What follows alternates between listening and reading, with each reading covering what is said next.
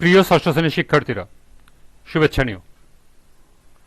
আজকে আমি তোমাদের গণিত বিষয়ের নতুন বই থেকে চতুর্থ অধ্যায় অনুশীলনী 4.3 থেকে 11 এবং 12 নম্বর অঙ্কের সমাধান করে দেব। প্রথমে তোমাদের বলবো, যারা আমার চ্যানেলটি সাবস্ক্রাইব করো নাই তারা আমার চ্যানেলটি সাবস্ক্রাইব করবে এবং আমার সাথে থাকবে। তাহলে চলো আমরা ক্লাস শুরু করি। অনুশীলনী 4.3 11 নম্বর অঙ্ক।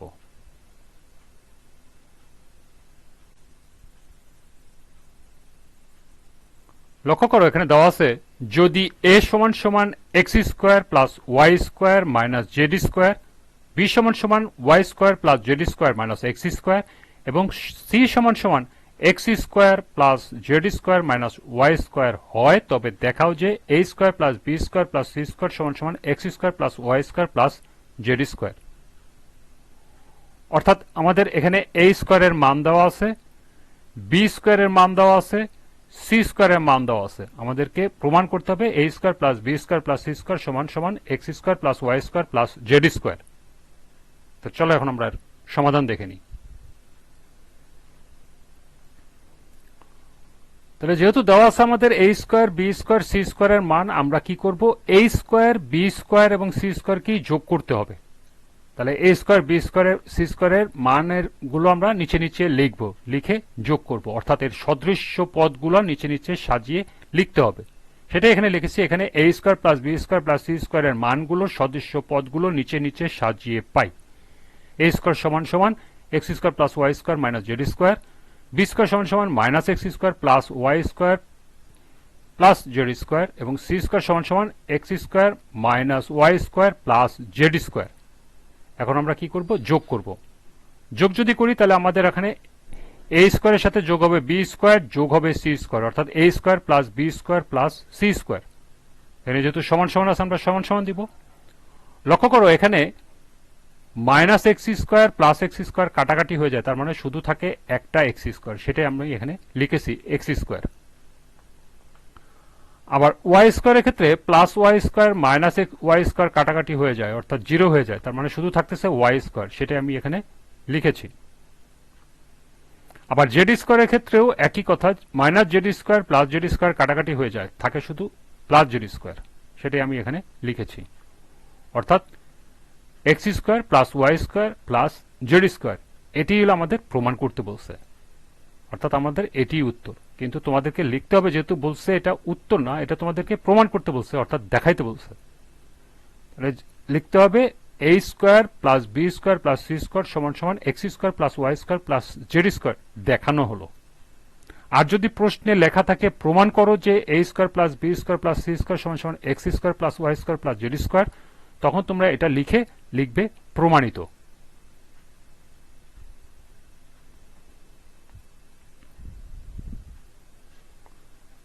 এরপর 12 নম্বর অঙ্ক লক্ষ্য করো। যদি এক্স সমান সমান 5a plus 7b plus 9c, Y সমান সমান b minus 3a minus 4c এবং জেড সমান সমান c minus 2b plus a হয়, তবে দেখাও যে x plus y plus z সমান সমান 3 into a plus 2b plus 2c। অর্থাৎ এখানেও আগের অঙ্কের মতো এক্স এর মান দেওয়া আছে, ওয়াই এর মান দেওয়া আছে, জেড এর মান দেওয়া আছে। আমাদেরকে প্রমাণ করতে হবে x plus y plus z সমান সমান এত।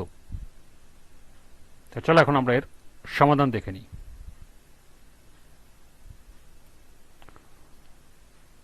এখানে দেওয়া আছে x plus y plus z, সেই জিনিসটা আমাদেরকে এখানে লিখতে হবে। এক্স সমান সমান 5a plus 7b plus 9c, Y সমান সমান b minus 3a minus 4c এবং জেড সমান সমান c minus 2b plus a, এটা দেওয়া আছে।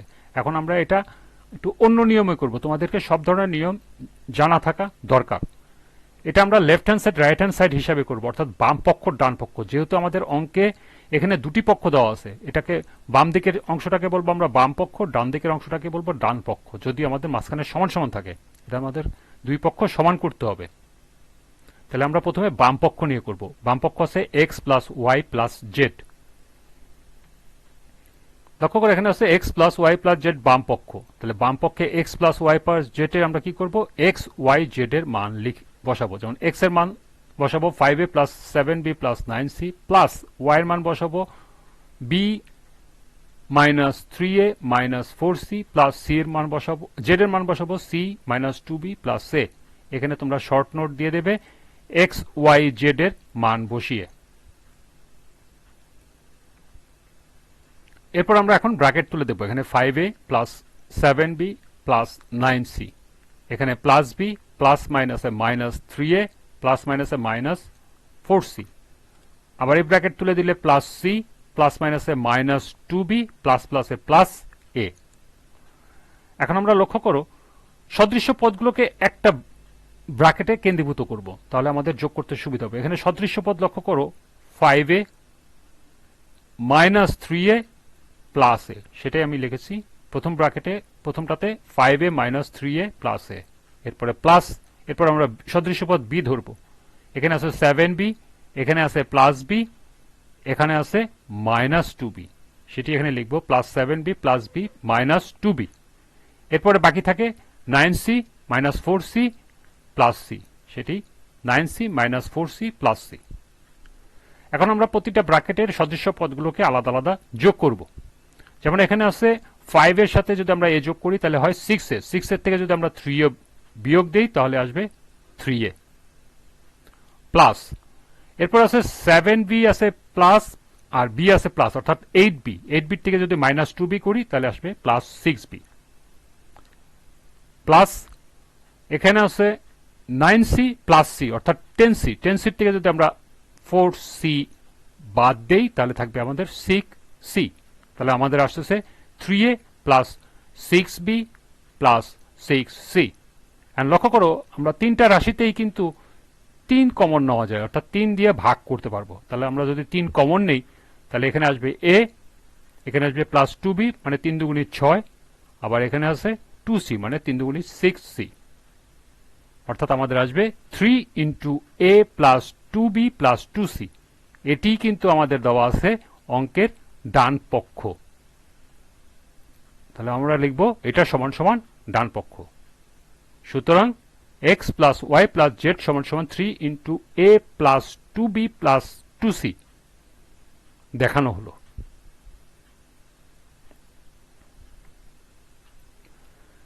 এই ছিল অনুশীলনী 4.3 এর 11 এবং 12 নম্বর অঙ্কের সমাধান। আজকের ক্লাসটি এ পর্যন্তই।